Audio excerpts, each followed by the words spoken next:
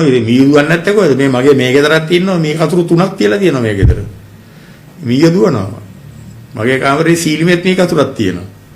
ඒතර කොළඹ මීයෝ නැත්තෙන් තියනවද? ඒ මිනිස්සු සැලේ වෙනුවෙන් ජීවිතේ පුදයි කියලා ඔයගොල්ලෝ හිතනවද?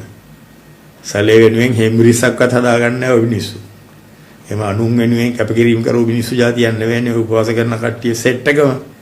මම පුද්ගලික විශ්වාස කරනවා මේ බෝම්බ පිපිරීම ආදිය ගැන සැලේ දැනුවත්ව හිටියා කියලා. 2010 ජනාධිපතිවරණ වෙලාවේ එයා වෙලාවේ ඉඳලා දිගටම රාජපක්ෂලාගේ අවශ්‍යතාවයන් වෙනුවෙන් තමයි වැඩ කරේ. මම හිතන්නේ සැලේ වැසිකිළියටවත් ගියේ නැතුව ඇති ගෝඨාභය රාජපක්ෂගේ අනුදැනුමක් නැතුව ඒ තරමට එයා ළඟින්ම ඉඳගෙන එයාගේ පුරෝහිතයෙක් වගේ වැඩ කරපු පුද්ගලයෙක්.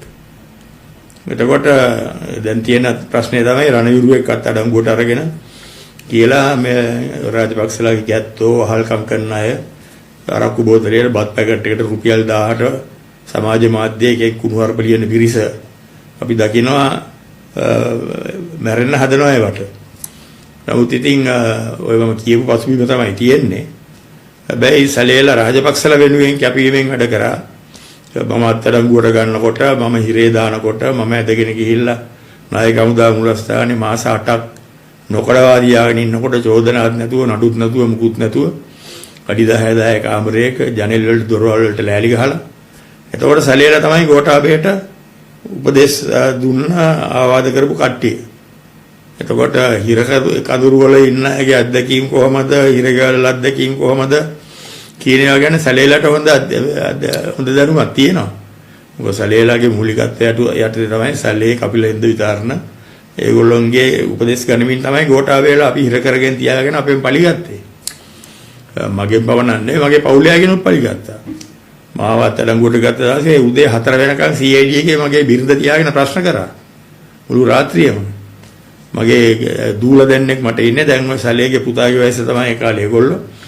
ඒගොල්ලෝ ගුවන් තොටුපළෙන් යනකොටත් මුල්ලකට අරගෙන ගිහිල්ලා පැය 3ක් 4ක් ප්‍රශ්න කරනවා. ඒ සියල්ල පිටපස්සේ සැලේලාත් හිටියා. ඊට පස්සේ අපේ සමහර දරුවෝ අල්ලන්න ගිහලා රට පුරා පෝස්ටර් ගහලා තිබුණා. වඩා අවුරුදු 5ක් අපි ඒගොල්ලෝ හංගගෙන හිටියා. ඉතින් ඒ ඔක්කොම කරේ සැලේලාගේ නායකත්වය හෙන්ද විතරලා ගෝඨාභය රාජපක්ෂලාගේ මෙහෙයුමක් තමයි. එතකොට මේගොල්ලෝ මේ දැන් දවස් කීපයක් ඔය CID එකේ හිටියා කියලා ඉවරලා මැරෙන්න හැදුවට නොකානෝබී ජීවිත පූජා කරන අරම එක එක දේවල් දෙඩෙව්වට ඒගොල්ලෝ හොඳට දන්නවා ඒගොල්ලෝගේ ක්‍රියාකාරකම් නිසා අපි කොහොමද දුක් විඳ කියලා. එතකොට අපි එතනින් නැවතුන්නේ නැහැ. මාස 8ක් නිකන් තියාගෙන හිටියාම කූඩුවක දාගෙන නායක හමුදා මූලස්ථානේ. එතකොට අපේ පවුලේ කාටවත් යන්න එන්න දුන්නේ නැහැ. බිරිඳට එක දවසට එකපාරක් විතරක් එන්න දුන්නා. ඒ ආවත් සමහරලාට එයා එන වාහනෙන් ඇතුළට එන්න දෙන්නේ නැහැ. ගේට්ටුව ගාව නායක හමුදා මූලස්ථානේ නවත්තලා එතේ ඉඳලා කබල් වෑන් එක කරපුව කර දාගෙන එක්කේනවා මගේ බිරිඳ. සමහර දවස්වලට ආපහු හරවලා අරිනවා. ඒ වගේ අපිට සෑහෙන හිරියර කරා ඒගොල්ලෝ. එතකොට ඒගොල්ලෝ දන්නවා අපි ගෙවපු කාලේ කොහොමද කියන්නේ සැලේට රහසක් නෙවෙයිනේ. සැලේ ගෝඨාභය හෙන්ද විතරලට මහින්ද රාජපක්ෂට අපි ගත කරපු කාලය අපිට හිරියර කරපු හැටි අපෙන් පරිගත්ත හැටි ඒගොල්ලන්ට රහසක් නෙවෙයි.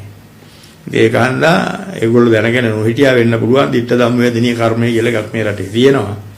අපි අදහන ආගමේ බුද්ධ ආගමේ ඉතින් ඒක හන්දා දැන් මං හිතන්නේ ඉතින් මේ ලෝක බෝලෙත් කරකිනවා ඔර්ලෝසුවත් කරකිනවා දැන් ඒ කාලේ කරකිලා දැන් සැලේලාගේ වෙලාව ඇවිල්ලා තියෙන්නේ. ඉතින් සැලේ ගැන මට ඒක තමයි කියන්න තියෙන්නේ. අනිත් එක අපරාධයක් කරා නම් මම සැලේ මේක සම්බන්ධයි කියලා පාර්ලිමේන්තුවේ කිව්වේ මේට අවුරුදු 3කට ඉස්සෙල්ලා. ඇන්සර්ඩ්ල ඒවා තියෙනවා. මොකද යුද්ධ කරන කාලේ සහරාන්ලා බුද්ධ්‍යංශවල සම්බන්ධයක් තිබ්බේ නැහැ. අපේ සහරාන්ලා අවශ්‍ය වුණෙත් නැහැ. පිල්ලයන් නම් මහයමති කරගත්තා අපි උතුරේ යුද්ධ කරන අතරේ මහින්ද රාජපක්ෂ නැගෙනහිර පළාතේ පිල්ලයන්ලා කරුණල්ලා මහයමතිලා മന്ത്രിලා කරගත්තා. නමුත් අපට ඒ අවශ්‍යතාවයක් තිබ්බේ නැහැ. අපි ඒතකොට නැගෙනහිර වැඩ ඉවර කරලා අපි උතුරට ගිහිල්ලා. එතකොට ඒ කාලේ පිල්ලයන්ලා පාලනය කරා දිගටම ඊට පස්සේ මම ගියන් පස්සේ නැවත සැලේ ඇවිල්ලා බුද්ධ අංශයේ අධ්‍යක්ෂක වෙලා යුද හමුදාවේ ඊට පස්සේ තමයි සහරාන්ලා ආදී කට්ටියත් එක්ක ගනුදෙනු කරන්න පටන් ගන්න තියෙන්නේ නැගෙනහිර. යුද්ධය ඉවරනාට පස්සේ. එතකොට පිල්ලයන් යුද්ධයට අපට උදව්වක් කරේ නැහැ. මහින්ද රාජපක්ෂ එක්ක දේශපාලනය කරා යරෙන්නේ. එතකොට ඒ කට්ටියත් එක්ක ගනුදෙනු කිරීම ආරම්භ කරේ සැලේ. එතකොට සහරාන්ලා වීරයෝ කරේ සැලේ. සහරාන්ට පඩි ගෙව්වේ සහරාන් ඇතුළුව තව 10 ගානකට පඩි ගෙව්වේ සැලේ. ඒ යුද්ධකුත් නැති කාලේ. එතකොට සැලේ සහ සහරාන් කියන සම්බන්ධය ඊටාම ළඟින්ම තිබුණ සම්බන්ධයක්, ශක්තිමත් සම්බන්ධයක්. සැලේ කරපු ඕනම දෙයක් ගෝඨාභය රාජපක්ෂ දැනගෙන ඉන්න ඕනේ. ගෝඨාභය රාජපක්ෂගේ අවසර නැතුව සැලේ වැසිකිළියටවත් යන්නේ නැහැ. ඒ තරමට වහල්ලෙක් වෙලා හිටියේ. හමුදා නිලධාරියෙක් හැටියට නෙවෙයි හැසිරුනේ ගෝඨාභයගේ වහල්ලෙක් හැටියට. එතකොට ඒක හන්දා සැලේ කරපු මේ අපරාධ ගෝඨාභය අනිවාර්යෙන් දැනගෙන ඉඳලා ගෝඨාභය අනිවාර්යෙන් අවසර දීලා තියෙන සැලේට වා කරන්න. ගෝඨාභය උපදේශ දීලා තියෙනවා. ඒක හන්දා සැලේ මහමොළ කරුවම නෙවෙයි යතන මම හිතන විදියට මහමොළ කරුවාගේ පශ්චාත් භාගය තමයි සැලේ. නමුත් ඔළුව තමයි ගෝඨාභය රාජපක්ෂ. ගෝඨාභය රාජපක්ෂ ඔළුව වෙනකොට අනිවාර්යෙන් අනිත් රාජපක්ෂලත් ඒවා දන්නවා. එතකොට මේ කටයුතු අනිවාර්යයෙන්ම රාජපක්ෂ පරම්පරාවේ අනුග්‍රහය ආශිර්වාදය ඇතුව ඒගොල්ලෝගේ ගෝලය වෙච්ච සැලේලා හෙන්ද විතරනලා ඒගොල්ලෝ විසින් ක්‍රියාත්මක කරා කියලා අපිට හිතන්න පුළුවන්. ඒක අන්තයි මම පාර්ලිමේන්තුවේ කිව්වේ මම තදින්ම විශ්වාස කරනවා මේවට සැලේ තමයි සංවිධාන කටයුතු වල නායකත්වය දීලා තියෙන්නේ. හැබැයි මේ සංකල්පය අනුමදනුම ආවාදම් ශාසන ගෝඨාභය මහින්ද රාජපක්ෂ ඇතුළු අයගෙන් ආපු දේවල් තමයි. මෙහෙම සැලේගේ අවශ්‍යතාවය රාජපක්ෂවරුන්ගේ. එතකොට වර්ධිකාරයෙක් නම් චූදිතයෙක් නම් වර්ධිකාරයෙක් වෙන්න ඕනේ නැහැ. දැන් අපිට දෙන්න දේවල් අපි කාලා හිටියා. අපිට කියපු දේ අපි කරා කියපු තැන හිතාගත්තා. අපිටත් පහසුකම් තිබ්බේ අර මහින්ද රාජපක්ෂගේ නටලුස් වෙච්ච වෙලාවට පිස්සු දොඩවනවා සනීප පුටු දුන්නයි අරව දුන්නයි මේව දුන්නයි කියේ මට. මම අද එනකම් සනීප පුටුවක ඉඳලා නැහැ එක දවසක්වත්. මට මතකයි මැද මූලනේ නම් මම ගියපු දවසක අර දානෙට ගියාම අවුරුද්දකට පාරක් ඒ පොඩි ස්තෝපුවක් තියෙනවා මේ කාමරේ විතර. ඒක නම් කැඩිච්ච සනීප පුටු දෙකක් තිබ්බා. ඒ රාජපක්ෂ සනීප ගත්ත හැටි ඒ තැන්වල. නමුත් අපිට සනීප පුටු සංස්කෘතිය අපේ නැහැ. අපේ පරම්පරාවල තිබිලත් නැහැ. එතකොට ඒ වගේ වෙලාවට කිව්වට අපිට පහසුකම් දුන්න සහපහසු දුන්න කියලා. අපි තනිකඩ මම මුල්ලක දාලා හිර කළා කාටවත් මට කතා කරන්න නොදී වටේට කරන් ගහලා මට එළියෙන් හිර කාරුවොත් පේන්නේ නැති වෙන්න. එහෙම තමයි මම අවුරුදු දෙකමාරක් තිබ්බේ. මට පොඩ්ඩක් හරි එළිය වෙන්නේ මම අධිකරණයට අරන් එන වෙලාවට විතරයි. ඔය සැලේලට දැන් තියෙන නිදහස තිබ්බේ නැහැ. මම බලන්න එන්න කාටවත් අවසර දුන්නේ නැහැ. මගේ බිරිඳට මාසෙට එක දවසක් දුන්නේ. මම වැලිකඩ තියාගෙන ඉන්නකොට. ඒකත් හරියටම පැය භාගයයි. අනිත් සිරකරුවන්ට සාමාන්‍යයෙන් මාසෙක දවස් දෙක තුනක් දෙනවා. ඒගොල්ලෝගේ පවුල් වලින් ආවම පැයක් කමාරක් කතා බහ කරගෙන ඉඳලා යනවා. මට හරියට පැය භාගයයි එතන ජේලර්ලා හිටගෙන ඉන්නවා. මගේ බින්දර හරියට මාසෙට එක දවසයි හිරගෙදරට එන්න දුන්නා. ඒතකොට ඒවා සැලේලා නොදැන හිටියා නෙවෙයි. ගෝඨාභයලා නොදැන හිටියා නෙවෙයි. ඒගොල්ලෝ ඒවා මොනිටර් කරා. ඒවා වෙනවාද ඒ විදිහටම කියලා ඒගොල්ලෝ තහවුරු කරගත්තා. ඒතකොට ඒ වගේ අපායකට අපි ජීවත් වුණේ. ඒතකොට ඒ කාලේ ඒගොල්ලෝ යමපල්ලෝ දැන් යමපල්ලොන්ට දඬුවම් ලැබීමේ කාලය උදා වෙලා තියෙනවා. ඔය ඉතින් කරදර කරා කියන්නේ ඉතින් හිරගෙදර කුට්ටියක තනි කර දාලා තියනවා කියන එකම මේ කතා කරන්න කෙනෙක්වත් නැතුව මාසෙකට දෙක දවස් නම් බිරිඳට එන්න හම්බෙන්නේ පැය භාගයක් නම් ඉතින් ඊට වඩා කරදර කරන්න දෙයක් නැහැ. සාමාන්‍ය හිරකරුවෝ හිටපු හින්දා මං හිතන්නේ මම යන දවසේ මට ආරංචි වුණා පස්සේ හිරකරුවෝ ලෑස්තිලා හිටියා කියලා මාව උස්සගෙන හිරගෙදර වටයක් ගෙනියන්න. ඒකන්ද එදා හිරකරුවෝ හවස 5ට කූඩු වලට දාලා වහලා මාව අරන් ගියේ රෑ 12ට හිරගෙදරට. ඒ විදියට අසාමාන්‍ය දේවල් තමයි කරේ. එතකොට අපිට ඒ අවුරුදු දෙකමාරක් පොඩි කාලයක් නෙමෙයි. සිංහල අවුරුදු 3ක් මං හිර කරන් හිටියා.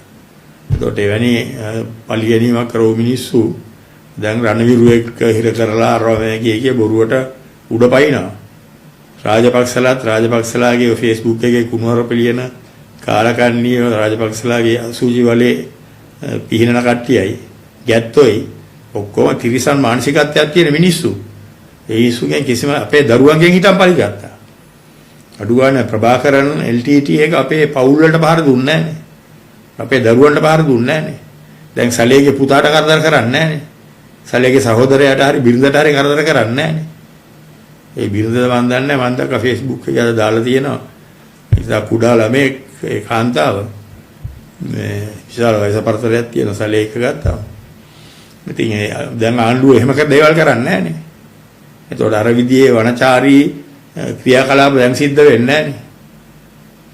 දැන් සැලේ අත්අඩංගුවට අරගෙන වයිෆ් ගෙනිහිල්ලා උදේ 4 වෙනකන් CID එකේ තියන් ප්‍රශ්න කරාද නැහනේ. නමුත් මගේ වයිෆ් අරගෙන ගිහිල්ලා CID එකේ ප්‍රශ්න කරා. උදේ 4 වෙනකන්. අපේ ළමයි අරගෙන ගිහිල්ලා එයාපෝට් එකේ ගුවන්තොටුපළේ මුළු වල තියාගෙන පැය 3-4 ප්‍රශ්න කරා. ගෑනු ළමයි වෙලා වුණත් කිසිම සාධාරණ විදිහට සැලකුවේ නැහැ. ගෑනු දරුවන්ටත්. ඒ වගේ තිරසං විදියට වැඩ කරන මිනිස්සු තමයි. එතකොට දැන් සැලේ වෙනුවෙන් කඳුළු හෙලන උපවාස කරන අයියලා අපි හිර කරන් ඉන්නකොට කිරිබත් කෑවා. මානුෂීය ගතිගුණ තියෙන මිනිස්සු නෙවෙයි අය. ඔය සෙට් එකම තිරසන්නුන්ට සමාන මානසිකත්වයක් තියෙන සෙට් එකක්. අපි හිර කරාම මේ මිනිස්සු කිරිබත් කෑවා ඔය මිනිස්සු.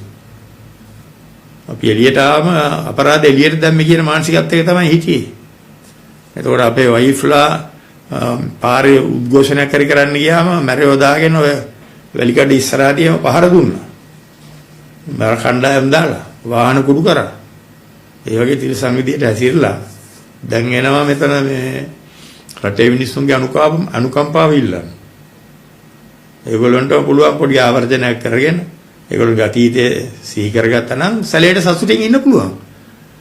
සැලේ හිතුවල වැළුවා නම් අපි මොනවද කරේ? අපි කාටද මේවා කරේ? යුද හමුදාපතිට මෙහෙම සැලකුවා නම් මං වගේ කෙනෙකුට ඒ කියන්නේ සැලේ වෙයි කෙනෙකුට මෙහෙම වුණාට කමක් නෑ නේද? එහෙම හිතන්න පුරුදු වෙන්න ඕනේ. යෝදි සැලේ හිතන ඉන්නේ ඒ කූඩුවේ ඉන්නකොට බයාරේ රිමාන්ඩ් එකේ ඉන්නේ. එතකොට ඒ වගේ තියෙනවා නීති රීති රෙගුලාසි. දැන් රිමාන්ඩ් එකට ගන්න ඉස්සෙල්ලා මිනිහෙක්ගේ ඇඳුම් ගලවලා එහෙම පරීක්ෂා කරන්න පුළුවන් ඒගොල්ලන්ට සැකසහිතන. ඉතින් ඇඳුම් ගලවුවා කියලා සැලේ මැරෙන්න හදනවා. විශාල පැමිණිලි කොටක් තියෙනවා. ඊළඟට මීයෝ දුවනවා. ඉතින් මීයෝ දුවන්නේ නැත්තේ කොහෙද? මේ මගේ මේ ගෙදරක් තියෙනවා. මේ කතුරු 3ක් තියලා තියෙනවා මේ ගෙදර. මීයෝ දුවනවා. මගේ කාමරේ සීලිමෙත් මේ කතුරක් තියෙනවා. ඒතර කොළඹ මීයෝ නැත්තෙන් තියෙනවද? කොළඹ හැමතැනම මීයෝ තමයි ඉන්නේ. පොඩ්ඩක් එළියට වෙහලා ඔය ඇල පැත්තට ගිහින් බලන්න. ඔය ඇල දිගේ අර ගල් මේවාසේ මීයෝ ඉන්න තරම්. ඒකන්ද මේ මීයෝ ඉන්නවලු. ඊට පස්සේ කූඹි කනවලු. මම ගිහිල්ලා හිරගෙදරට දානකොට බත් පිගානක් තියලා තුන බිම මුල්ලක.